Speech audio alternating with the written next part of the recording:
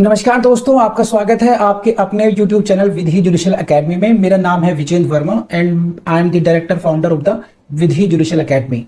We provide coaching for the judicial services exams, and through this video we are trying to reach out you to provide you full professional exam oriented coaching for the judicial services, and that is free of cost.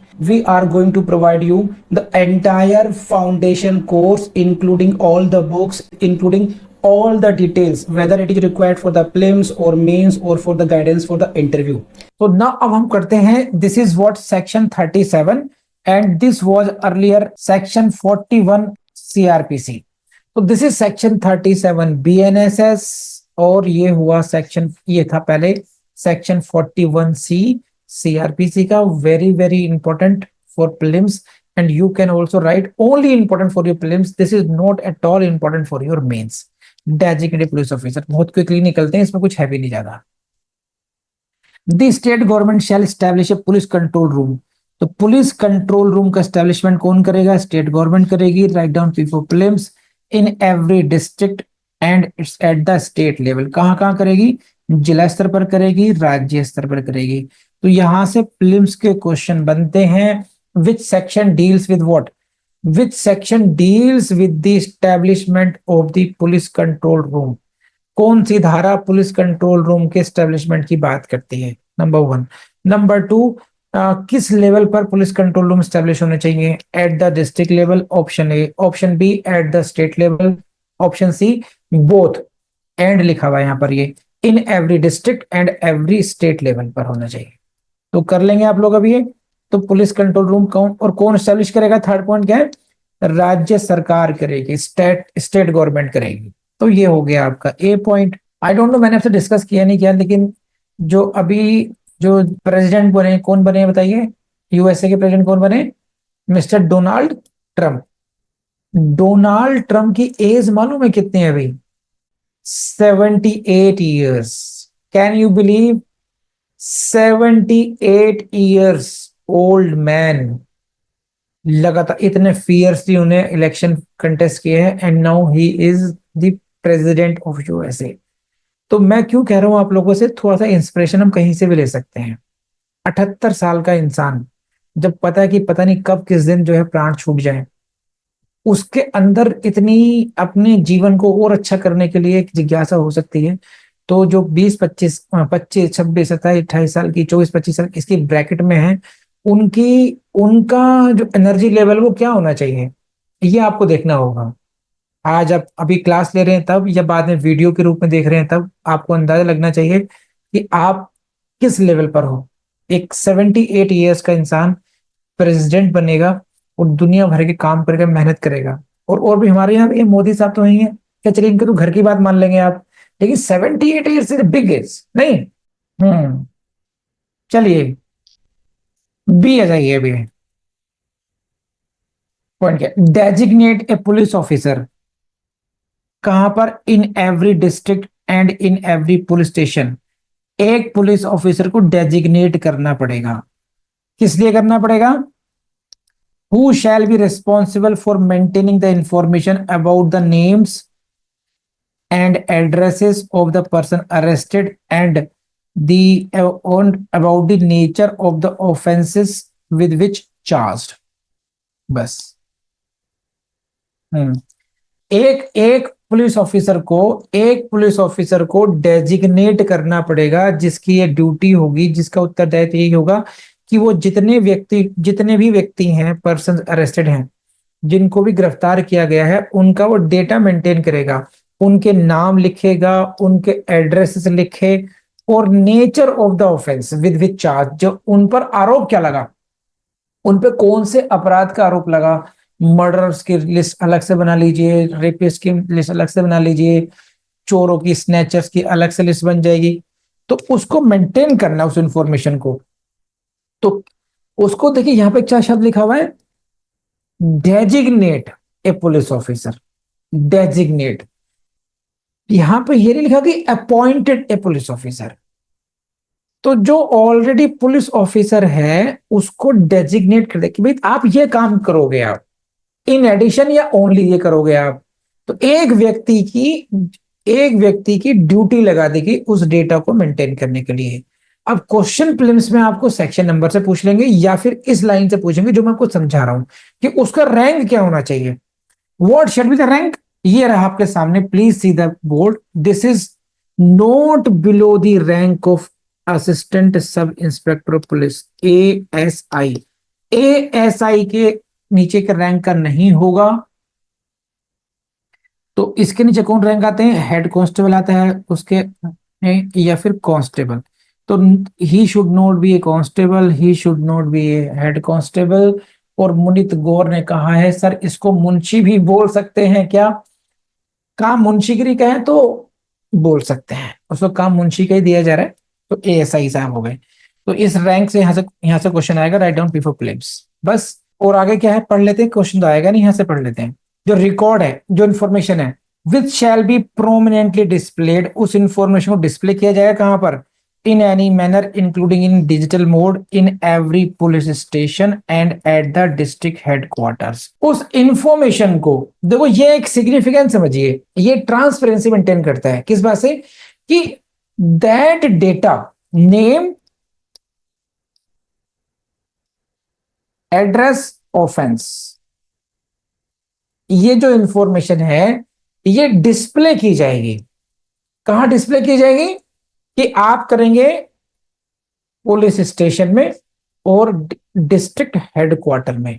ये क्यों किया जाएगा, so that, देखिए होता क्या है, ऐसे ऐसे एलिगेशंस भी लगते हैं कई बार पुलिस पर कि साहब हमारे आदमी को, हमारे बेटे को, हमारे पतिदेव को, हमारे चाचा को, वट एवर रिलेशन, उसको पुलिस उठा के लेगी, पता नहीं चल रहा है सर कहाँ गया वो, कितने दिन हो गए, 1 हफ्ता हो गया सर पुलिस वाले लेकर गए थे।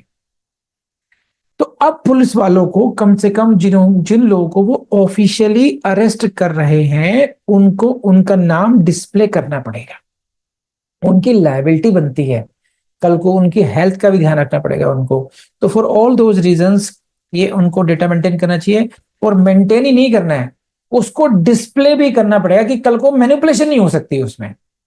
आज आपने अरेस्ट करा, चुपचाप छोड़ दिया, अरेस्ट भी वही बनवाई आपसे पहले ही, ताकि डॉक्यूमेंटेशन प्रॉपर चलता रहे आपके।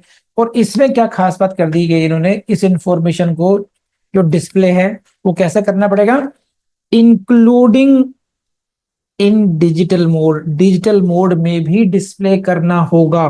तो ये एक अलग से फैक्टर आ गया है। This is all about section 37। मुझे उम्मीद है कि ये सेक्शन आपको बहुत अच्छी तरीके से समझ में आ गया होगा। प्लीज लेट मी नो आपको बात समझ में आई या नहीं आई, कोई क्वेरी हो तो मुझे बताइए। चलिए बढ़ाएगा को, now come to section 38। Section 38 पहला क्वेश्चन प्रीलिम्स को आपका यहीं से आएगा। This was section 41D CRPC and now this is section 38 BNSS। क्या कहता है, right of arrested person. Again देखिए यहाँ पे ए नेक्स्ट राइट आ गया, right of the arrested person, कौन सा right, to meet advocate of his choice, अपने पसंद के वकील साहब से मिलने का अधिकार। कब, ड्यूरिंग इंटेरोगेशन, जब उनसे पूछताछ हो उस समय अपने वकील से वो मिल सकें। ये अधिकार कौन सी धारा में दिया गया है बताए तो जल्दी से। This is what, section 38 BNSS। और पहले कहां था, it was in section 41D CRPC। कर लेंगे आप लोग, बस इतना ही करना है। पहले मैं आपको गाइड, पहले वाले सेक्शन में आपको मैं समझा चुका हूं कि किस प्रकार से क्वेश्चन आएगा। जैसे कि फिर दिखा देता हूं, दर्शन कर देता हूं कि ये आ सकता है, what are the rights of the person arrested, जिस व्यक्ति को गिरफ्तार किया गया है उसको कौन कौन से अधिकार दिए गए हैं। ये एक मेन सा क्वेश्चन हो सकता है। और एक अधिकार आपको दिया गया है धारा 38 में, one of the right has been given under section 38, जो हम लोग कवर कर रहे हैं अभी। And please see this, what is this, When any person is arrested, जब किसी व्यक्ति को गिरफ्तार किया जाता है, and interrogated by the police, और पुलिस द्वारा उससे पूछताछ की जाती है, देन हिज राइट क्या है, he shall be entitled to meet an advocate of his choice. This is his right, he shall be entitled to meet advocate of his choice, वो अपने पसंद के एडवोकेट से मिलने का उसको अधिकार होगा। कब, ड्यूरिंग इन्वेस्टिगेशन। ये जो आपके स्क्रीन पर गोल्डन कलर से है भाई, ये आपके लिए प्रीलिम्स का क्वेश्चन है, प्लीज नोट डाउन, ढंग से हाईलाइट कर लीजिए ब्रैकेट में क्या है, देखो ये रहा। ड्यूरिंग इंटेरोगेशन, इंटेरोगेशन के समय, लेकिन क्या, दो note through out interrogation. This is very very important. ये जो लाइन है ये बहुत इंपॉर्टेंट लाइन है। क्या है? दो note through out interrogation, you can meet the advocate of your choice but not throughout the interrogation। कैसे? मान लीजिए सोनालिका मैडम से, Sonalika madam is the person arrested, Sonalika madam वो व्यक्ति हैं जिनको अभी गिरफ्तार किया गया। ठीक है साहब, हाँ जी madam, I want advocate immediately, मुझे अपने एडवोकेट से अभी बात करनी है। ठीक है, बुला लिया, आ गए भाई साहब वकील साहब, वकील साहब यहीं बैठ जाओ बस, अब पूछो। मैडम इनको भेजो, जो पूछना है बात करनी करो। नहीं नहीं, I have right to meet the advocate. Meeting का राइट है, it is not continuous meeting, continuous presence of the advocate throughout the interrogation. Interrogation होती रहेगी और वकील साहब बैठे रहेंगे, ये अधिकार नहीं है। So in your prelims you can be asked this question during interrogation. Interrogation के समय पर you can meet your advocate, आप अपने एडवोकेट से मिल सकते हैं, but no throughout the interrogation. पूरी की पूरी इंटेरोगेशन में नहीं कि लगातार कॉन्टिन्यूटी में आप उसको मेंटेन रखेंगे। तो on any point question can be asked in your prelims. And secondly, this is the information which should be used by you in the mains answer, rights of the person arrested में। फिर आपको ये line, जो last वाली line है जिसको मैंने emphasis करके समझाया है, ये आपको अच्छी तरीके से लिखनी चाहिए। ड्यूरिंग इंटरोगेशन दो note through out the interrogation. Please let me know आपको बात समझ में आई नहीं है। This is section 38 complete from my side. I believe ये भी आपको बहुत अच्छी तरीके से समझ में आ गया होगा। ओके दोस्तों, एक एजुकेशन एक ऐसी चीज है, ज्ञान एक ऐसी चीज है जो जितना बढ़ाओगे, जितना शेयर करोगे उतना बढ़ेगा। तो आपकी शेयरिंग में भी आपको दुआएं मिलेंगी। हो सकता है किसी स्टूडेंट का आपके थ्रू भला हो जाए, हमारा चैनल, हमारी वीडियोस हो सकता है आपके माध्यम से, और हो सकता है वो इंसान जज बन जाए, तो कहीं ना कहीं आपका कंट्रीब्यूशन उसमें भी हो जाएगा। इसलिए कम से कम एक बात पर कंजूसी मत कीजिएगा। अगर आपको वीडियो पसंद आया हो तो प्लीज़ लाइक कीजिए इसको, और इसको एक अच्छा सा कमेंट भी लिखिए, शेयर भी कीजिए इसको। और अभी तक अगर आपने सब्सक्राइब नहीं किया हो हमारे चैनल तो प्लीज़ सब्सक्राइब कीजिए और बेल बटन को जरूर दबा दें ताकि आपको नोटिफिकेशंस मिलते रहें। Thank you very much.